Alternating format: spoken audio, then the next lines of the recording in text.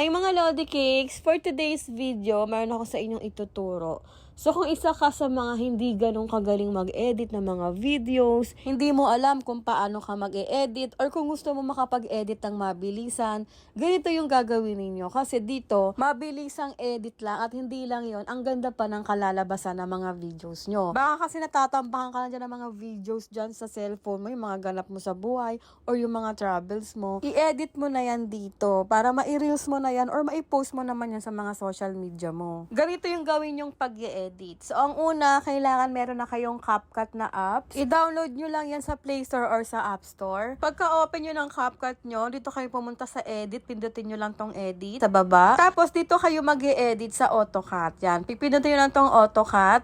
And then, dito, siya na yung bahalang mag-edit ng mga videos nyo dito. Ang kailangan nyo lang gawin, mag-select kayo dito, maximum of 16 videos, yung pwede nyo ditong piliin. Yun lang yung gagawin nyo, mag-select kayo dito ng mga videos, at siya na po yung bahalang mag-edit. After nyo mapili yung mga videos, pipindutin nyo tong next sa baba. And then, wait nyo na lang siya, kasi ina-upload na dito yung mga videos na ina-attach ninyo. Magkakaroon na yan ng transition, mga filters, at hindi lang yan, kasi kung ano po yung mga in-upload yung videos dito, bibigyan ka rin yan ng magandang background music based doon sa mga videos na in-attach nyo dito.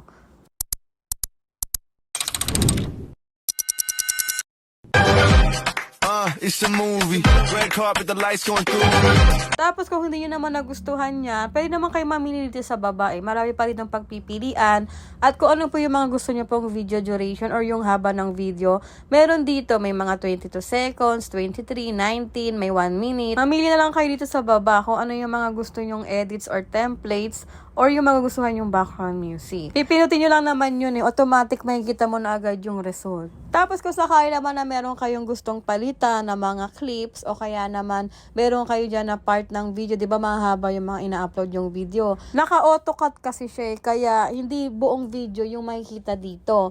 So ang gagawin niyo kung meron kayong mga part ng video clips na gusto nyo yun yung makikita dito, yun yung lalabas dito, pinutin nyo lang tong edit para ma-edit nyo pa. So pagka pinutin nyo mga Lodi Cakes, dito lalabas yung mga video clips. Tapos kung alin dyan yung part ng video na gusto nyo pong palitan or i-trim, pindutin nyo muna. Tapos kung gusto nyo pong palitan, pinutin itong replay sa baba. Kaya pupunta ka sa gallery mo, select mo na dito kung ano po yung video na gusto nyo pong ipalit doon. Replace lang pindutin mo.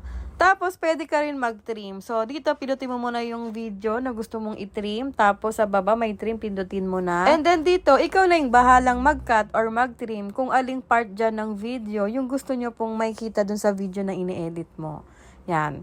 Tapos, i-check mo na pag may napili ka ng video clips na gusto mo, yun yung makikita sa video mo. Kumbaga, yung pinaka-highlights ng video, yun yung gusto mong maipakita. So, ang gagawin mo, ikaw na bahalang mag-trim para lahat ng mga gusto mong part ng video clips na lalabas dun sa video na pinapa-edit mo, yan po lahat yung lalabas kapag ikaw na mismo yung nag-trim. Tapos, pag okay ka na, para ma-save sa phone mo, pipinutin mo tong export. At ganito po yung tamang pag-export para po masisave nyo yan sa gallery ninyo nang walang watermark ng CapCut. So, katulad dito sa taas, may CapCut na watermark. Pag in-export nyo, ganito yung gawin nyo para walang lalabas na watermark sa video nyo. Pagka-export nyo, huwag nyo itong pipindutin yung save to device kasi nga may watermark ka ng CapCut. Ang pipiliin nyo dito, itong save and share to TikTok. Tapos, mareredirect kayo nyan sa TikTok pero huwag kayo mag-alala kasi na-save na po yung ginawa nyo na yon. Tapos, wala pa yung watermark ng CapCut.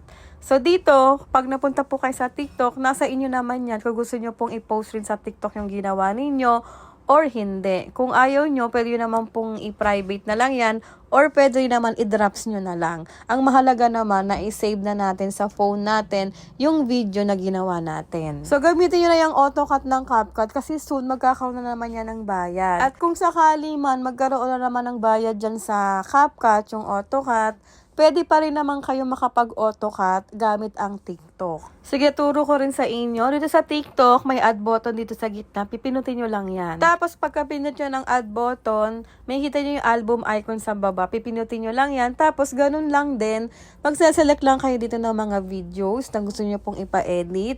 Kayo na bahala. Select nyo lang lahat ng mga gusto nyong videos na ipa-edit. Same lang pa rin sa tinuro ko nung una. Ganun lang din yung gagawin ninyo. Ang kaibahan lang dito, wag yung pipinutin yung next. Kasi ang pipindutin nyo dito, itong AutoCut. And then, after yun mga Lodi Cakes, Kicks, wait nyo lang siya mag-finish processing. Make sure lang na wag po kayo mag-exit dito. Magstay lang kayo sa screen na to. Same lang din yan sa CapCut. After nito, automatic, na-edit na yung videos ninyo. May filter na rin, mga transitions, and background music. So, pakita ko sa inyo.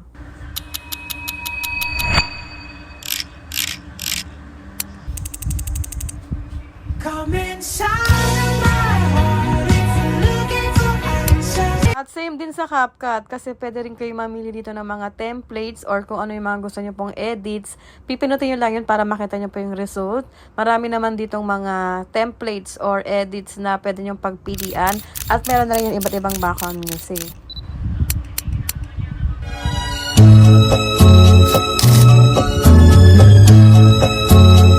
Ang kaibahan lang nito sa CapCut, yung ibang templates dito, hindi mo na siya pwedeng ma-edit pa. Hindi mo na siya pwedeng ma-trim or ma-replace. Pero yung iba ditong mga templates, pwede pa rin naman. So, pag may napili kang template, tapos gusto mo pa siyang ma-edit, pinutin mo tong tools na to sa gilid. Diyan mo siya ma-edit. Tapos, para ma-save sa phone mo, kung sa TikTok ka nag-edit, bago mo i-post, or kung gusto mo i-post sa TikTok, i-post mo. Kung ayaw mo, pwede mo rin yan i-private, i-only you mo lang. Tapos, make sure lang dito sa more options, pipinutin mo to. Yung save to device mo dito, scroll down natin. Yan, dapat naka-turn on yan.